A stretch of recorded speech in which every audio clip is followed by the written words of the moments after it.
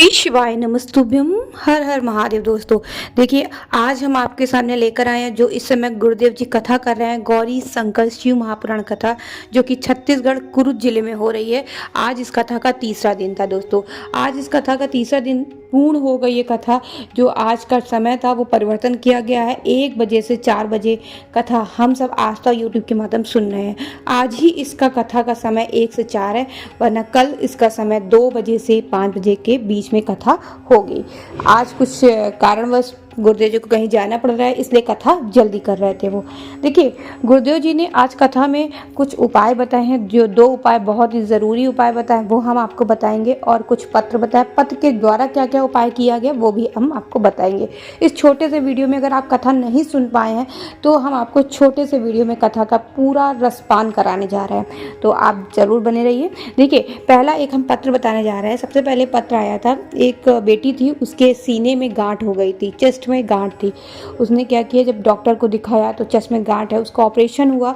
Operation होने के बाद फिर उसने क्या किया, बस उसका मैं उपाय बता रही हूँ। उसने क्या किया, बाबा पर 1 लोटा जल चढ़ाया, उस जल का आचमन किया और उस जल को अपने सीने में लगाया जहाँ उसकी गांठ थी, और फिर उसके बाद वो टेस्ट कराने गई तो उसकी गांठ गलना प्रारंभ हो गई थी और गांठ पूरी तरह से गल चुकी थी। तो ये एक उपाय था। दूसरा एक पत्र आया था जिनके सिर में क्या था, ब्रेन ट्यूमर था। दोस्तों ब्रेन ट्यूमर था, उन्होंने भी बाबा का जल पीना, बाबा को जल चढ़ाया, उस जल का आचमन किया और अपने माथे में, अपने ब्रेन में उस जल को लगाया और उनका ब्रेन ट्यूमर ठीक हो गया। आज वो कथा का श्रवण करने आई थी, बाबा को धन्यवाद देने आई थी। देखिए, गुरुदेव जी कहते हैं अगर आप दूसरों का अच्छा करते हैं, मान लीजिए हम सबका अच्छा कर रहे हैं, तो हमें ऑटोमेटिक खुद हमारे मतलब जीवन में अच्छा होता जाएगा। अगर आप दूसरों का बुरा चाहेंगे तो आपके साथ बुरा ज़रूर होगा, इसलिए कोशिश करिए कि आप लोगों का अच्छा करने की कोशिश करिए।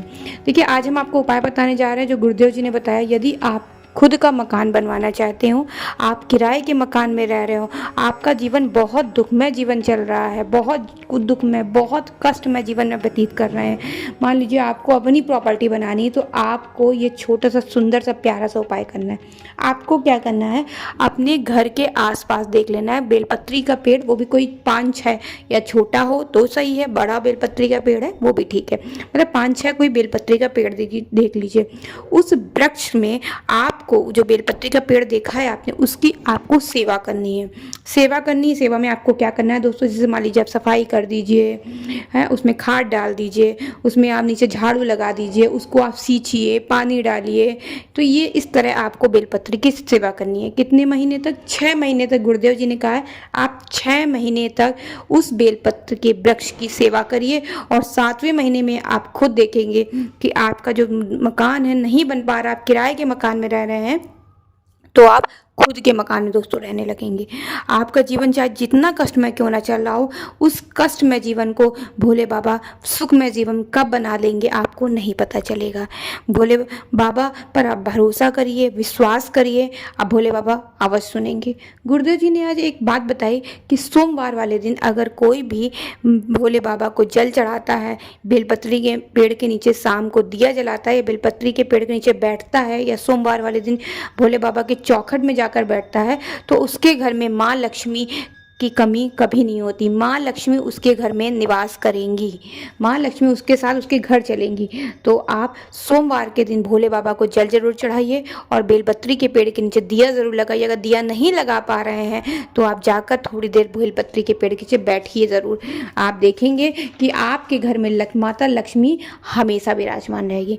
हम आपको एक उपाय और बताने जा रहे हैं, जो भस्म का उपाय। ये बहुत ही ज़्यादा महत्वपूर्ण उपाय है। उसके पहले हम आपको एक बात बताते हैं जो गुरुदेव जी ने आज बताया कि यदि आप कथा में जाते हैं तो कथा में जाते समय आप 2 बातों का दोस्तों आपको स्मरण जरूर करना चाहिए। पहला आपको कि हमें किसी के पास नहीं जाना है, फिर पीर फकीर कहीं भी नहीं जाना है। कुछ भी आपको परेशानी है, कोई भी दिक्कत है, आपको भोले बाबा के पास जाना है। वो सिर्फ भोले बाबा के पास जाना है। मान लीजिए आपकी संतान नहीं हो रही, आपने हजारों डॉक्टर दिखा लिया, ठीक है, आप सब सही है, सब पॉजिटिव है, सही है, उसके बाद भी संतान नहीं हो रही, कोई नहीं, भोले बाबा पास जाइए। आपका जीवन कष्ट में चल रहा है, आप कहीं मत जाइए, किसी भी पंडित के दिखावे चक्कर में पड़िए, सिर्फ भोले बाबा के पास जाइए। तो यही गुरुदेव जी ने कहा है कि आपको कहीं भी जाने की ज़रूरत नहीं है।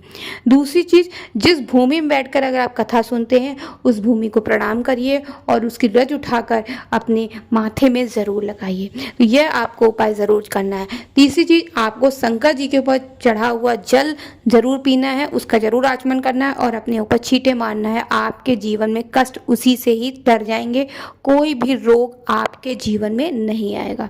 देखिए, अगर गुरुदेव जी कहते हैं शंकर भगवान पे एक तो पहला मंदिर जा रहे हैं, शंकर जी में अगर जल चढ़ा रहे हैं तो उस जल को चढ़ाने के बाद उसको घर तक ज़रूर दोस्तों लेकर आना चाहिए। आप घर तक उस जल को लाइए। दूसरी चीज़, अगर भस्म आपके पास है तो शिव जी को भस्म ज़रूर चढ़ानी चाहिए। मान लीजिए आपका भस्म नहीं है, भस्म आपको नहीं मिल रही है, तो आप शंकर भगवान का शिवलिंग, जो आप देख रहे हैं फोटो, शिवलिंग है जो जलाधारी है। जलाधारी किसी किसी को नहीं पता, मैंने बताया ये जलाधारी है। यहाँ पर बस आप हाथ का स्पर्श कराकर अपने तन पर, अपने शरीर पर चारों तरफ उसका भस्म, उस जलाधारी का स्पर्श कराकर अपने हाथों को चारों तरफ लगा ले, वो एक भस्म की तरह काम करता है। तो यह उपाय आप ज़रूर करिए, इससे आपके जीवन में दुख दर्द तकलीफ समाप्त हो जाएगी और भोले बाबा की दया हमेशा बनी रहेगी। श्री शिवाय नमस्तुभ्यम। हर हर महादेव दोस्तों।